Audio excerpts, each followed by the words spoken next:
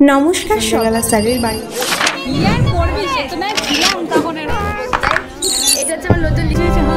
ভীষণ ভালো কেটেছিলাম।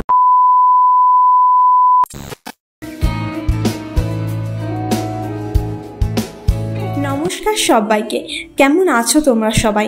আশা করছি ভীষণ ভালো আছো। তোমরা অলরেডি আমার একটা রিল টাইপ ভিডিও দেখে জেনেই গেছো যে আমি 8 তারিখে বড়মার মন্দিরে গিয়েছিলাম পুজো দিতে। সেই ভিডিওটায় তোমরা যে এত ভালোবাসা দেবে আমি ভাবতেও পারিনি।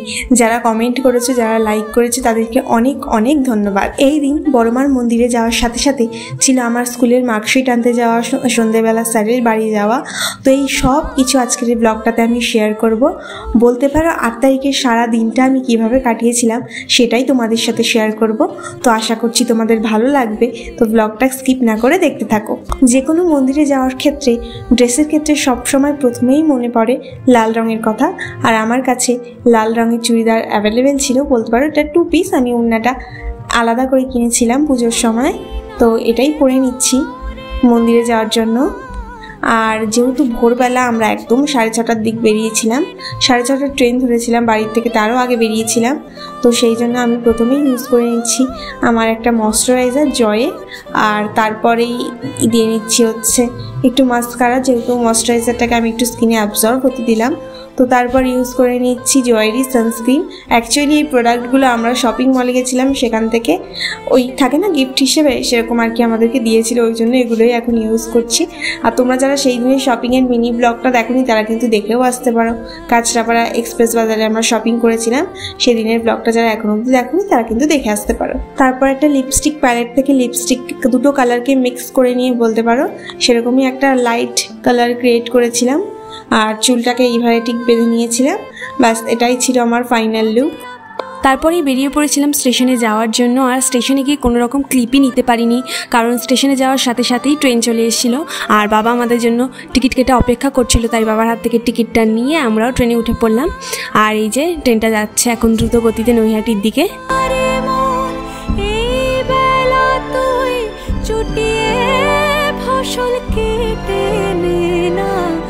তারপরই ট্রেনটা ঢুকে গেল নৈহাটি স্টেশনে। আর নৈহাটি স্টেশনে নেমে আমরা এখন যাচ্ছি বাজারের দিকে, মানে যেই দিকটায় মন্দির সেই দিকটাতেই যাচ্ছি।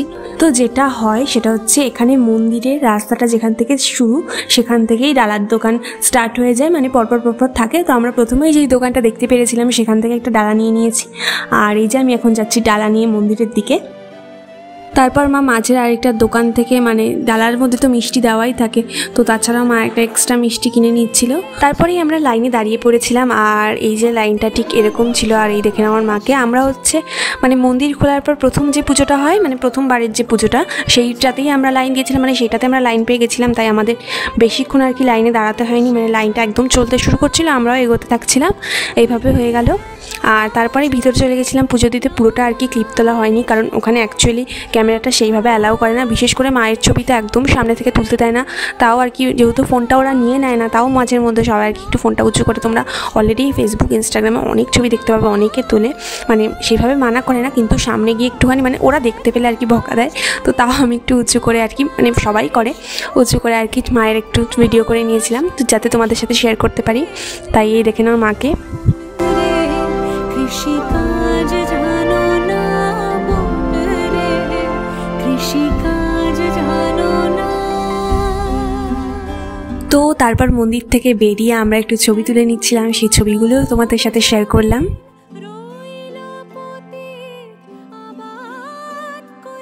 তো যেহেতু আমরা সকাল থেকে উপোস করেছিলাম, সেই জন্য প্রথমে একটা মিষ্টি খেয়ে তো তারপর চলে গেছিলাম একটা মিষ্টির দোকানে, সেখানে আমরা কচুরি খেয়েছিলাম। আর এই যে নিয়েও চলে এসছে গরম গরম কচুরি, কচুরিটা বেশ ভালো খেতে ছিল। আর তারপর খেয়েছিলাম একটা রসগোল্লা।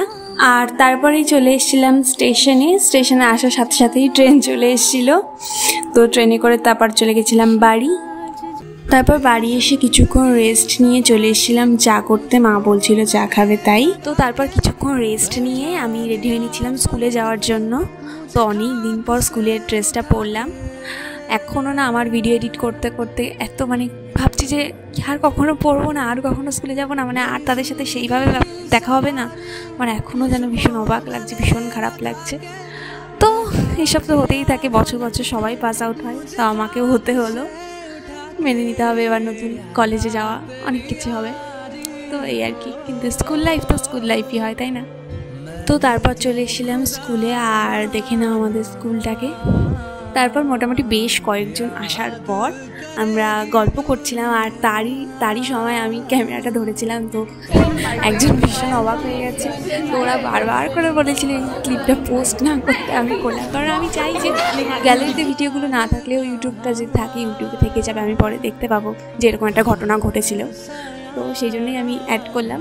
তারপরে যেটা হয়, শেষ দিন আমরা সবার জামায় যে নিজেদের নাম লিখে দিচ্ছিলাম, আর তারই ছোট্ট মুহূর্ত শেয়ার করছি তোমাদের সাথে।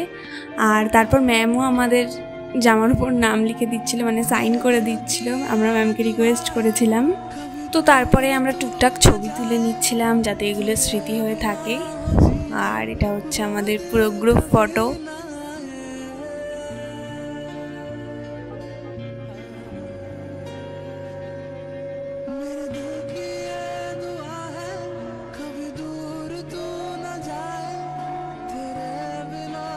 দেখ কেমন শুরু করেছে, কি আর করবি, সে তো না ছিলাম তখন।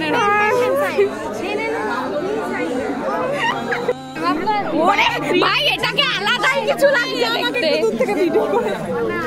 ভিডিওটা অন করে দিয়ে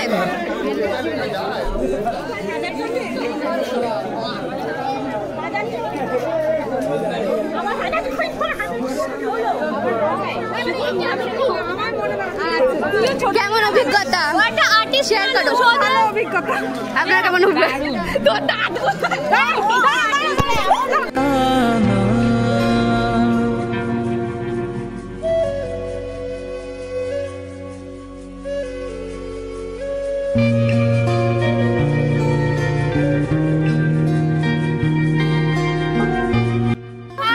ব্যাক ক্যামেরা শোনো,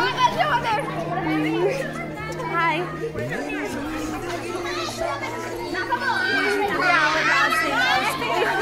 তারপর সব লেখালেখি, আড্ডা, মজা সব কিছু শেষ করে আমরা বাড়ি চলে এসেছিলাম। আর সন্ধ্যেবেলা গেছিলাম আমার স্যারের বাড়ি, মানে আমাকে যে বাংলা পড়াতো সেই স্যারের বাড়ি। সেই স্যারের বাড়ি গিয়েও ভীষণ মজা করেছিলাম। তো আগের দিন রেজাল্ট পেয়েছে, পরের দিন আমাদের সবাইকে ডেকেছিল স্যার বাড়িতে, তো আমরা সবাই মজা করছিলাম। আর একটা ফ্রেন্ড, দেখো আমার সেই ফ্রেন্ড যার মুখ আমি প্রথমে স্কুলের সেই ফটোটা আর কি জুম করে দেখিয়েছিলাম।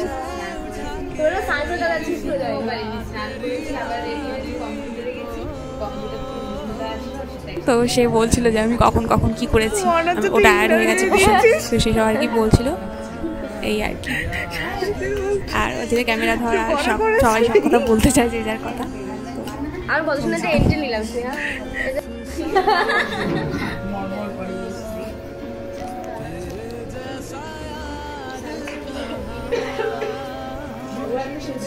হাই গাইস, আমি একটা কথা বলতে চাই, এটা হচ্ছে আমার নতুন লিপস্টিক, মার্সের হট ক্যান্ডি বলে, খুব নাইস কালার। এটা আর কিছু প্রমোট করছিস, করছে ও বসে বসে বল। মার্সের জিনিস কেমন লাগে? সেরা, সুপার লিপস্টিক করেছে দেখ, না খেতে গিয়ে ওরকম দেখেছে। তো দাদা প্রথমেই দিয়ে দিয়েছিল মিষ্টি, একটা সন্দেশ টাইপের আর একটা রসগোল্লা, তো সেটা খেয়ে নিয়েছিলাম। আর তারপর দিয়েছিল একটা প্যাকেট, সেই প্যাকেটটায় দুটো কেক ছিল আর প্যাটিস টাইপের দুটো কিছু ছিল, তো সেটা আমি বলছিলাম যে রিভিউ দিয়ে নিই, তো এটাই আমি খুলে দেখালাম। তো সব কিছুই ভীষণ ভালো খেতে ছিল। আমি যেহেতু সেদিনকার নিরামিষ ছিল, আমি পরের দিন বাড়ি এসে খেয়েছিলাম, মানে বাড়িতে খেয়েছিলাম, বাড়ি নিয়ে চলে এসেছিলাম। তারপর সব খাওয়া দাওয়া শেষ করে, মজা শেষ করে বাড়ি চলে এসেছিলাম। আশা করছি তোমাদের ব্লগটা ভালো লেগেছে। তো দেখা হচ্ছে নতুন কোনো ব্লগে, ততক্ষণ ভালো থেকো, সুস্থ থেকো। আজকের জন্য এইটুকুই, টাটা।